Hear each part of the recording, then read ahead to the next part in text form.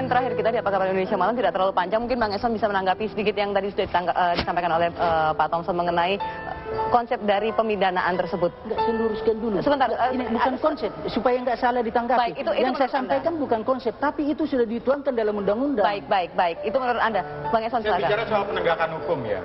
PP 28/2006 jelas menyebutkan syarat mendapatkan remisi telah menjalani sepertiga dari masa pidananya, kemudian berkelakuan baik.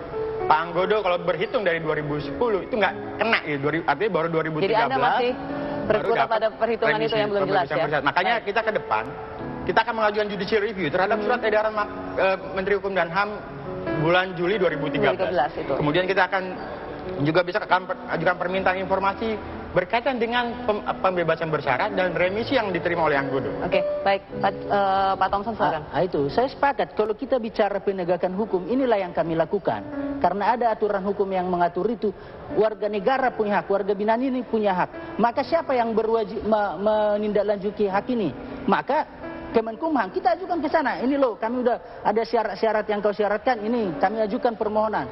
Kalau tadi soal penjarahan itu bukan konsep, tapi itu oleh undang-undang sistem pemasyarakatan sudah jelas dibuat bahwa pemidanaan kita itu sudah tidak lagi balas dendam, tapi pemulihan si terpidana. Ini pemidanaan di Indonesia ini sebetulnya untuk apa ini Pak?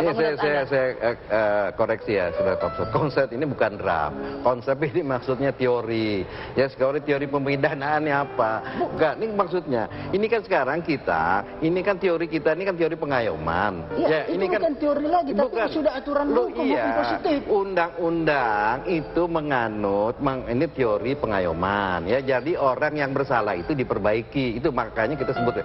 Nah sekarang kan ada orang bilang, ada juga teori penghukuman yang berat supaya orang jerah, takut, jangan mengini gitu. Nah, ini jadi sekarang ini kita harus jelas apakah nanti kita bedakan untuk pemidanaan umum kita pakai teori pengayoman. Oke. Kalau menurut Anda untuk masalah korupsi ini harus memakai konsep yang mana? Untuk memakai teori yang mana, Pak? Iya, saya kira saya setuju ya pakai teori orang menakut-nakuti supaya jangan ini. Tetapi sekarang gini, setiap